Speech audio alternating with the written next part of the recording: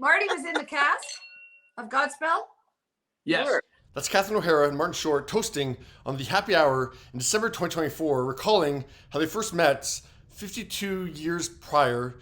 Yeah, when Martin was in a production of Godspell in Toronto alongside Eugene Levy, Victor Garber, Andrea Martin, Gilda Radner, Dave Thomas, and Jane Eastwood. And I was dating Gilda Radner, who had formerly gone out with Catherine's brother, Marcus. But Marty stole her away. Not really. And then I was meeting Catherine and Robin Duke, and Catherine was 17 years of age. Because Gilda got us tickets Yeah. to the show and invited us out for coffee or drinks or whatever afterwards with the cast. But their first encounter didn't indicate it was going to turn into a 5-decade friendip. And according to Robin Duke, I ignored Catherine and Robin and just talked to Gilda. But I still went home and kissed his picture in the program. It was just the cutest thing. Is I was cute when I was 22. You still are. It must have been their second encounter where they really clicked. Yeah. Catherine's big break came in 1976 when she was part of the original cast of SCTV.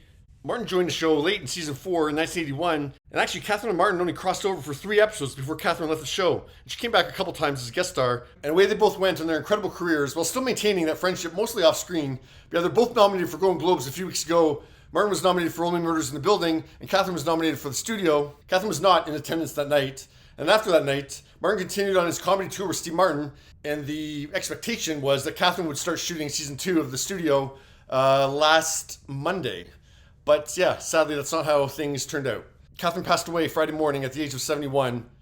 And in similar circumstances to when Diane Keaton passed away in October, Steve Martin had a show last night in Austin, Texas. At the end of the show, they put Catherine's picture up on the screen. Catherine O'Hara, I met when she was 18 years of age.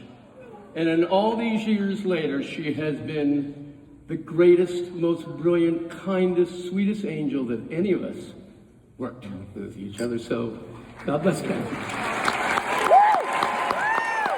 You can hear the quiver in Martin's voice there right at the end. But yeah, he got through it. But yeah, he toasted Catherine once again. And Steve worked with Catherine in 1994 as A Simple Twist of Fate. Hello, Mama. Daddy. Hey. You gotta test that on your wrist. Why?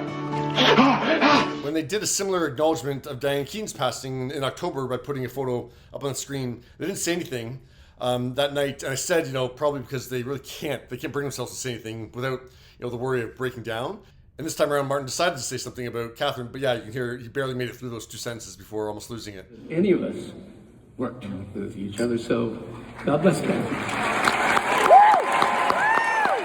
And as I said before, those 2 guys are so conscious of being, funny man, Mr. Entertainer, the show must go on kind of thing that I don't think they want to show emotions like that, especially at the end of a comedy show. But yeah, Martin couldn't help it, which is totally understandable. And Martin sure has been experiencing a lot of loss over these last few months. Yeah, with Diane in October and Rob Reiner in December, and now Catherine in January.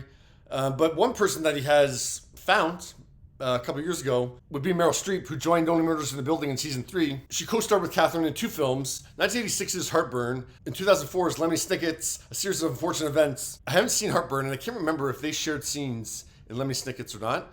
But yeah, in their statement, Meryl said, Catherine O'Hara brought love and light to our world through whip-smart compassion for the collection of eccentrics she portrayed. Such a loss for her family and friends, and the audience she graced as friends. And yeah, I associate Martin and Catherine with each other so easily that I was shocked, and so shocked that I'm not even sure I'm right in saying this, but that they didn't work together really after SCTV, which I just think they must have had all these projects that they must have done together, but yeah, I guess not. They both voiced characters in 2012's Frankenweenie and a short film Back Home Again in 2021. Yeah, they wouldn't have been recording at the same time in the studio when they did that voice work. Jiminy Glick, of course. And yeah, one of the only times they did appear together on screen after SCTV was when Catherine was interviewed by Jiminy Glick in 2002. You don't want the headlines, do you? I don't want it, and then yet when I'm home and I see...